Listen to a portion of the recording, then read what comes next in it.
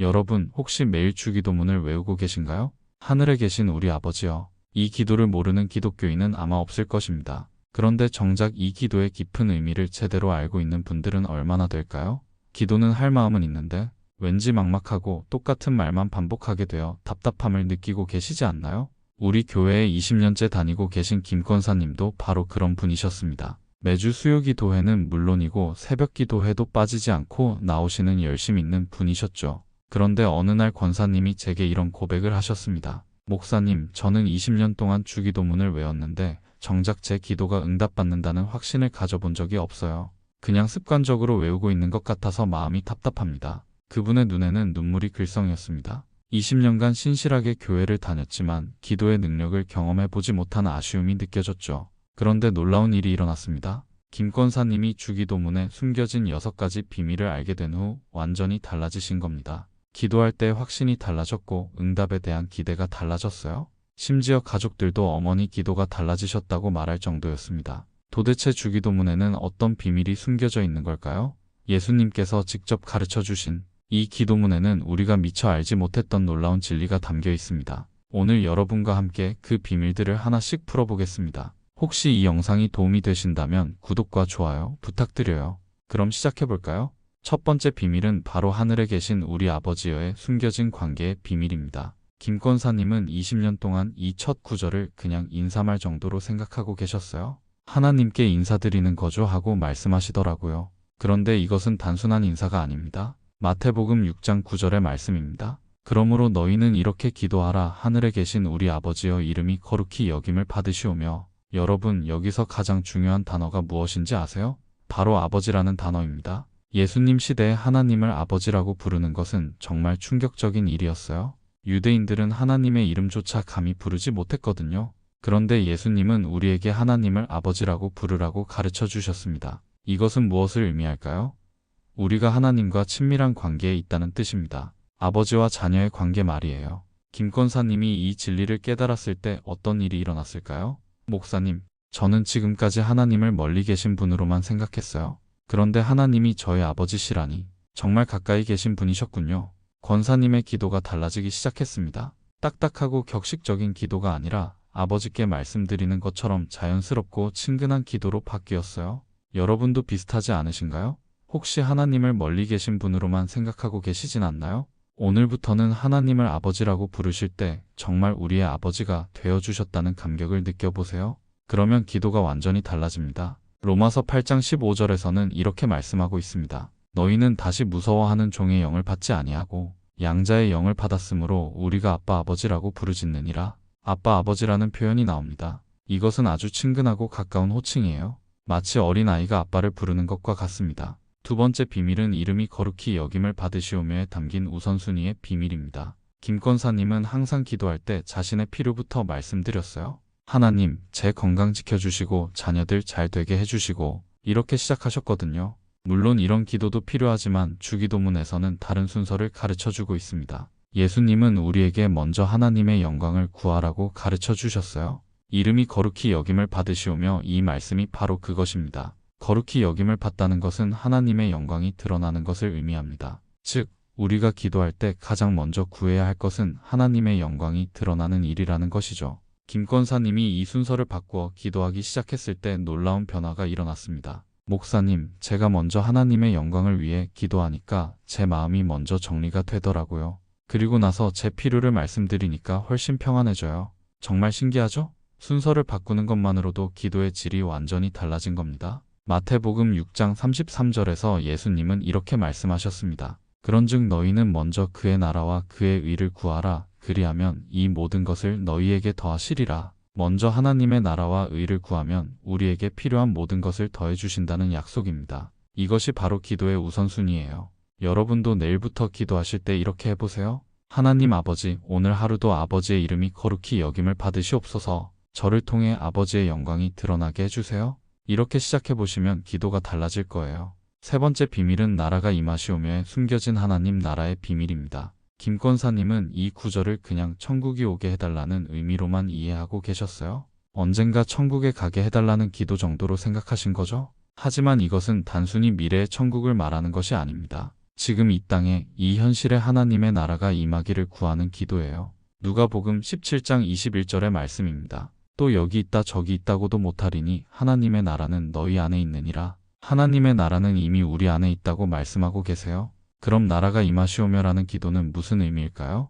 이것은 하나님의 통치가 우리의 현실에서 실현되기를 구하는 기도입니다. 우리가 살고 있는 이 땅에, 우리의 가정에, 우리의 직장에 하나님의 다스림이 나타나기를 구하는 것이에요. 김 권사님이 이 진리를 깨닫고 나서 기도가 어떻게 바뀌었을까요?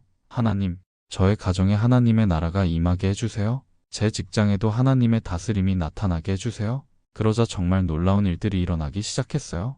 가정에 평화가 찾아왔고 직장에서도 좋은 변화들이 나타나기 시작한 것입니다. 여러분, 하나님의 나라는 멀리 있지 않아요.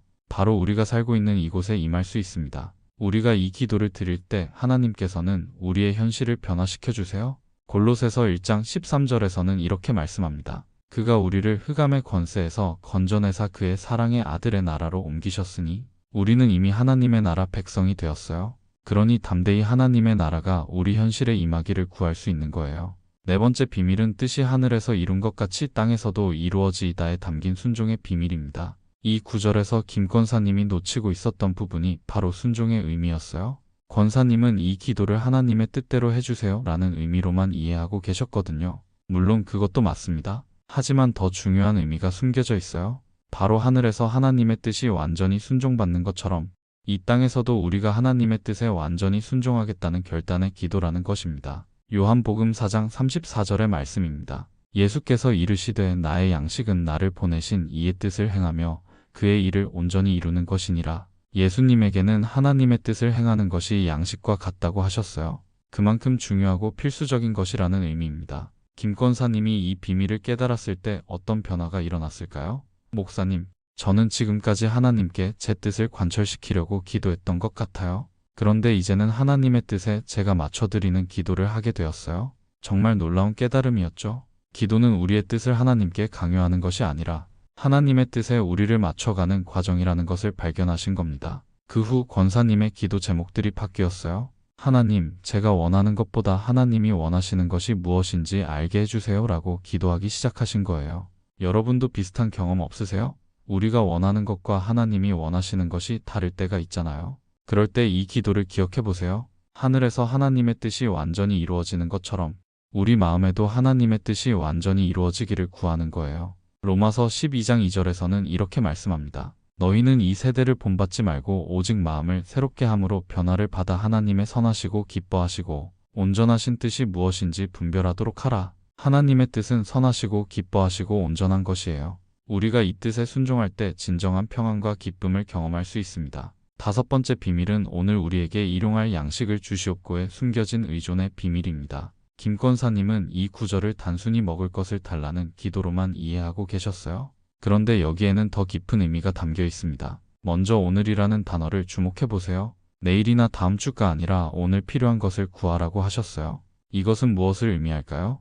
출애굽기 16장에 나오는 만나 이야기를 기억하세요? 하나님께서는 이스라엘 백성들에게 매일 필요한 분량의 만나만 주셨어요. 내일 것까지 저장하려고 하면 벌레가 생기고 냄새가 났죠. 이것은 하나님에 대한 매일의 의존을 가르쳐 주시는 것입니다. 우리가 하나님을 매일 의존하며 살아가야 한다는 뜻이에요. 마태복음 6장 26절의 말씀입니다. 공중의 새를 보라 심지도 않고 거두지도 않고 창고에 모아들이지도 아니하되 너희 하늘 아버지께서 기르시나니 너희는 이것들보다 귀하지 아니하냐. 하나님께서는 공중의 새도 먹이시는데 하물며 하나님의 자녀인 우리를 돌보지 않으시겠느냐는 말씀이에요. 김 권사님이 이 진리를 깨달았을 때 어떤 변화가 있었을까요? 목사님, 저는 항상 미래에 대한 걱정이 많았어요.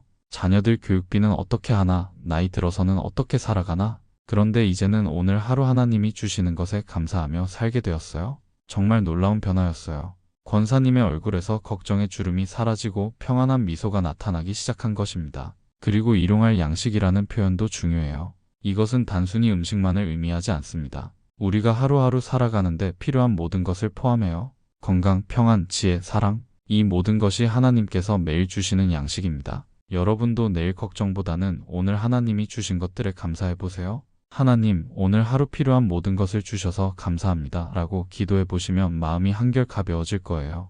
빌립보서 4장 19절의 약속을 기억하세요. 나의 하나님이 그리스도 예수 안에서 영광 가운데 그 풍성한 대로 너희 모든 쓸 것을 채우시리라. 여섯 번째 비밀은 우리가 우리에게 죄 지은 자를 사하여 준 것 같이 우리 죄를 사하여 주시옵고의 숨겨진 용서의 비밀입니다. 이 부분에서 김 권사님이 가장 큰 충격을 받으셨어요.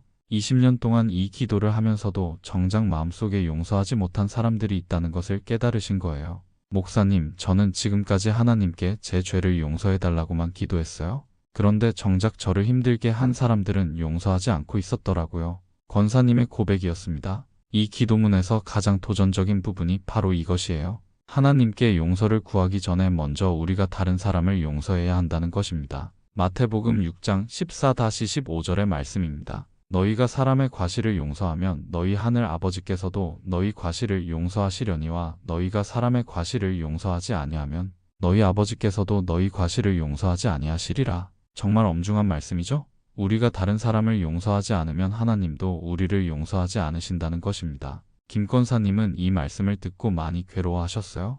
마음속에 20년 동안 쌓여있던 상처와 원망들이 있었거든요. 시어머니와의 갈등, 교회에서 겪었던 오해들. 그런데 놀라운 일이 일어났습니다. 권사님이 용기를 내어 한 사람씩 용서하기 시작하신 거예요. 처음에는 정말 어려우셨지만 기도하면서 조금씩 마음을 열어가셨어요. 목사님, 용서하고 나니까 제 기도가 정말 달라졌어요. 마음이 이렇게 가벼울 줄 몰랐어요.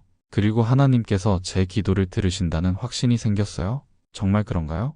여러분 마음속에도 용서하지 못한 사람이 있으신가요? 혹시 그 사람 때문에 기도가 막혀 있는 건 아닌가요?